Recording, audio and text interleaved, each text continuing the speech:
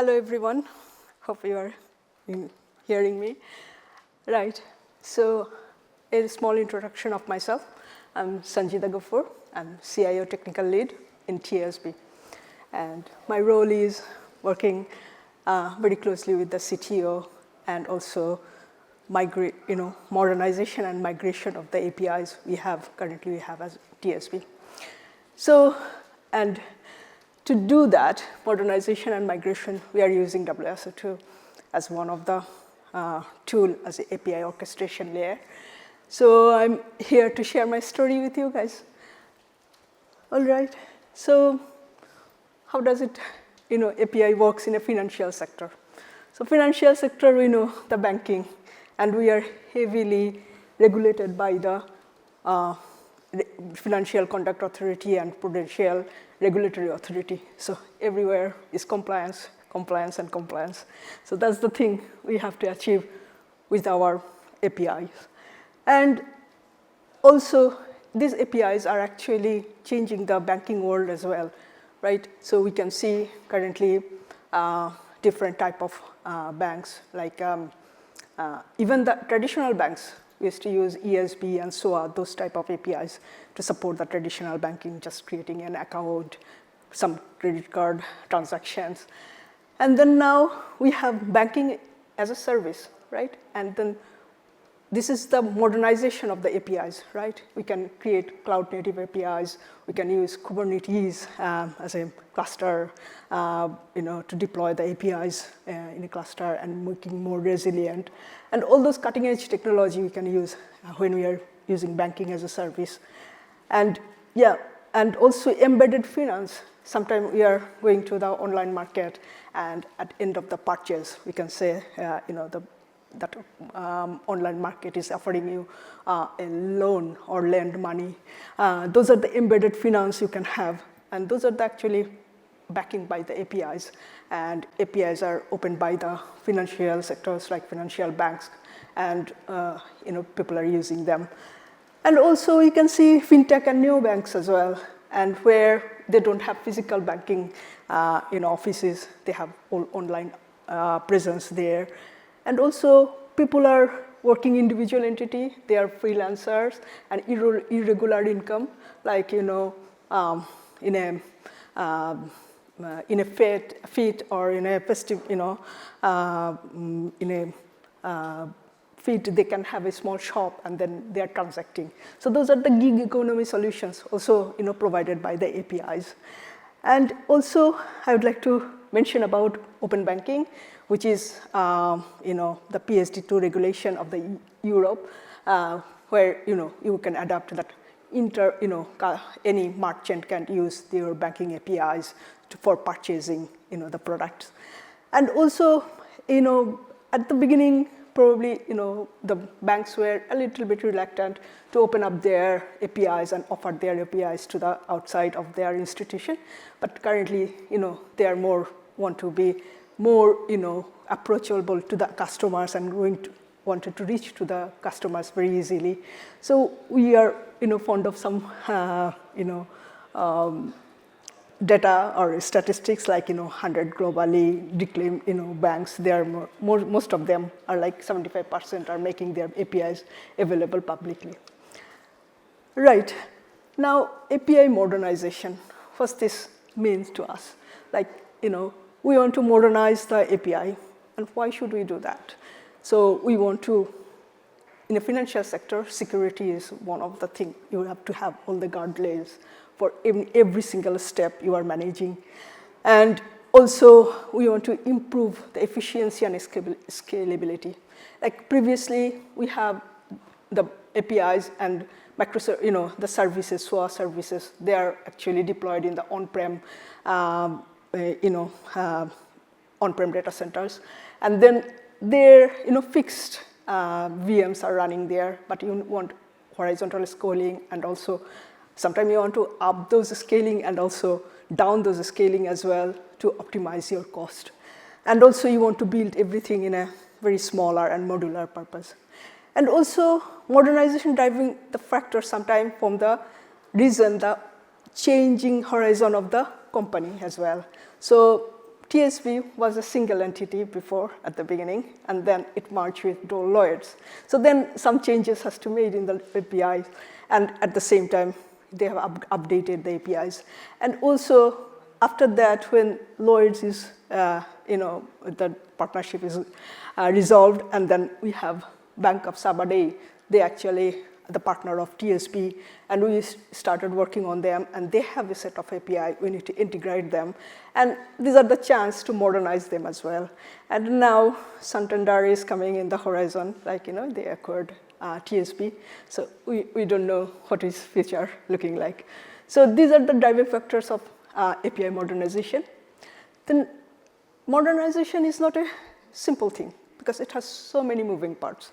Like you have to make some strategy, you need to plan it ahead, and first of all, you need to discover the APIs, what you have currently in your hand, because these are the older, companies, and so many people has been moved away, and you don't have those knowledge base available right now. And also, what are the business goals and strategy for this modernization? Like business goal is definitely end of the day, we want to generate more revenue. And also the strategy is having more security guardrail, having more, low latency APIs. And also there are lots of APIs, right? Banking industry is a full-fledged bank. You have different type of products are there. You have your accounts, you have your mortgage, you have your lending, so everything. So that means you cannot modernize, every single thing at a big bang way, right? So you need to have a phased execution, and then also, you are going to you want to optimize the cost as well. So those are the strategy and planning, and then you need to look at the architectural shift, how the architectural shift is happening here. Everything is API first, so you need to create the APIs and offer the APIs. And also you need a wrapper API, that is facade pattern you need to have there, because you cannot make everything change at once. So you change some part of it and have a facade in front of it, and then you start talking with the legacy system as well.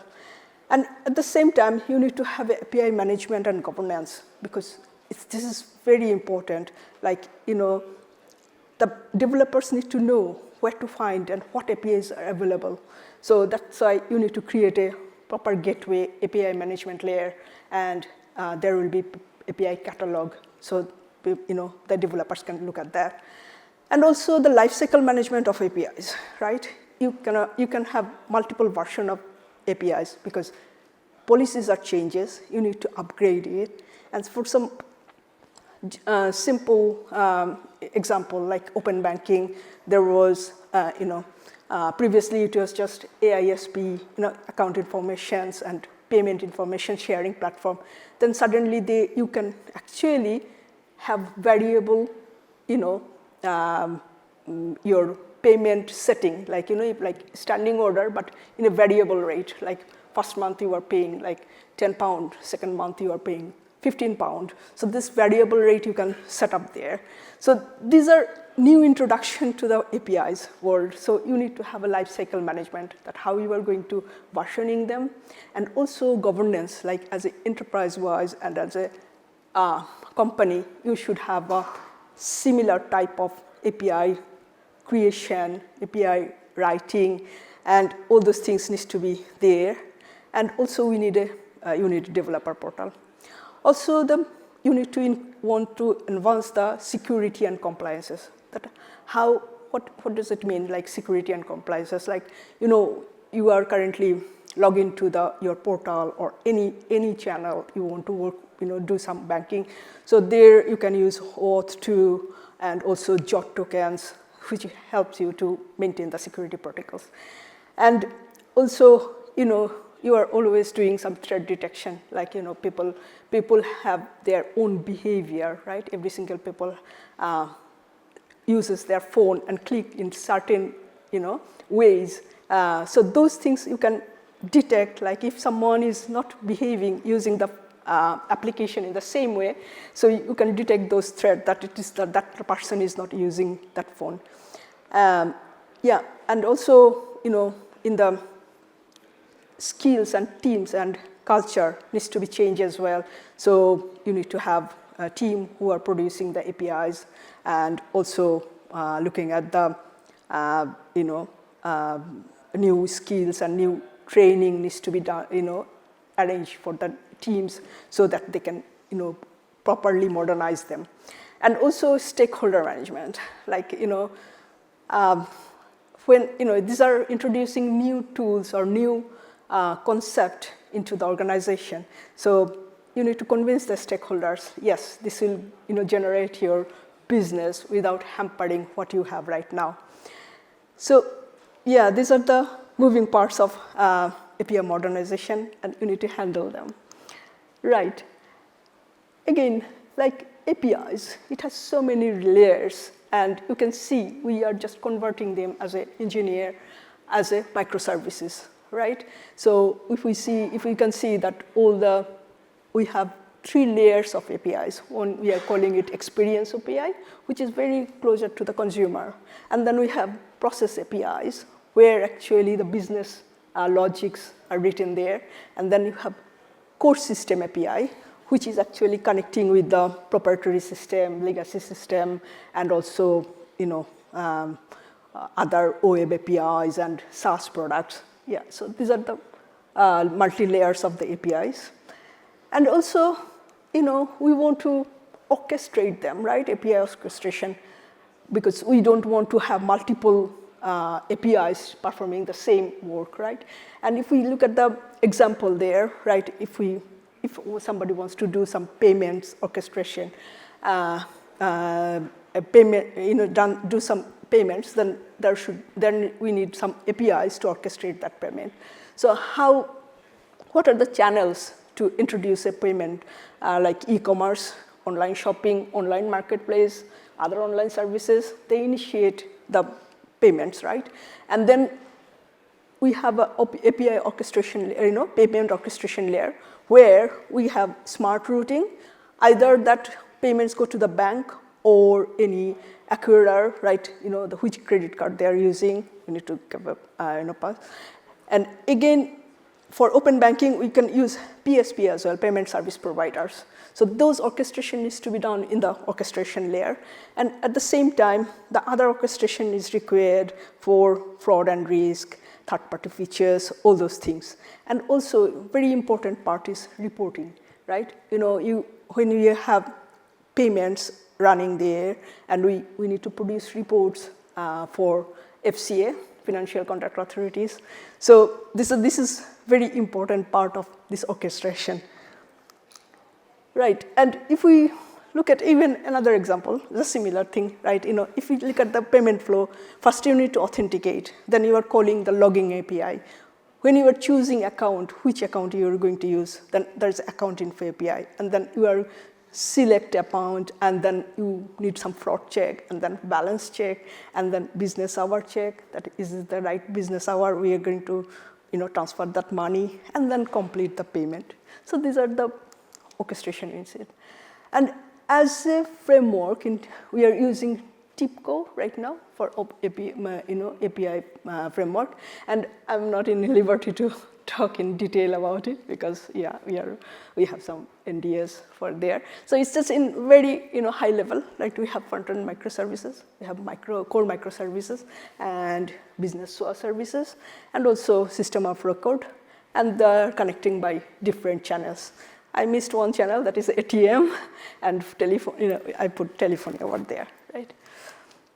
And right, so we know we are talking about so many APIs are there, like more than 300 APIs are there.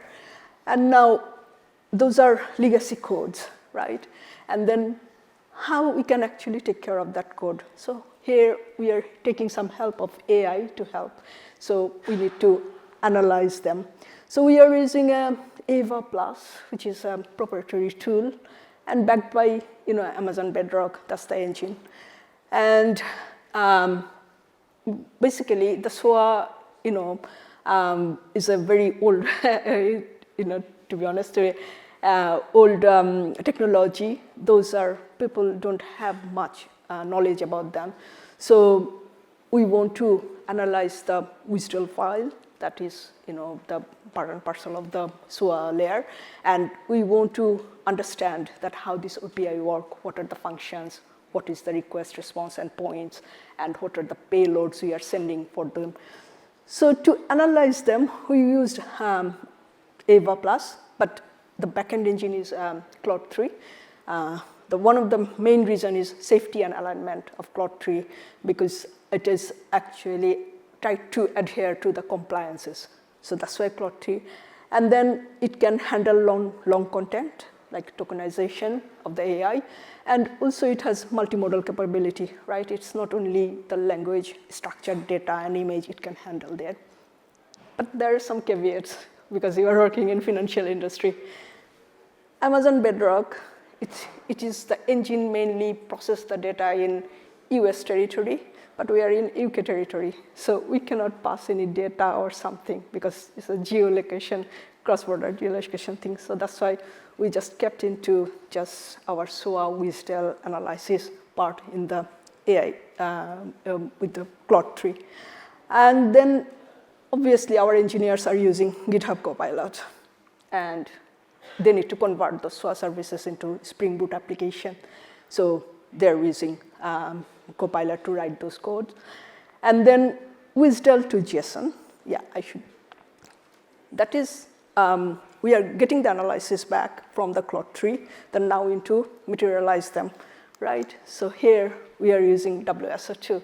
And WSO2 is actually helping us to convert them from WSDL to JSON, that means XML format to JSON format. And also error handling use case.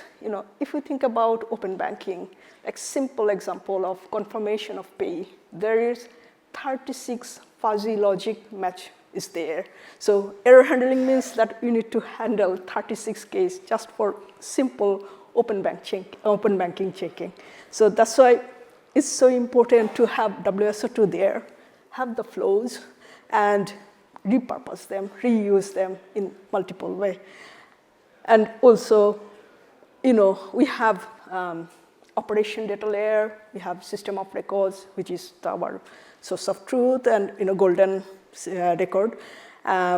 Sometimes you need to use operation data layer and also other data layers. So that choice, you can have a logical flow in WSO2, which system of record to use. And also message queue. And yeah, it's that is very interesting. You want a connector to the message queue, and WSO2 has this capability, those nice connectors, which help us to connect with different, system very easily. So yeah, I think that's all from me. That's all the stories I am here to tell. If you have any questions, please.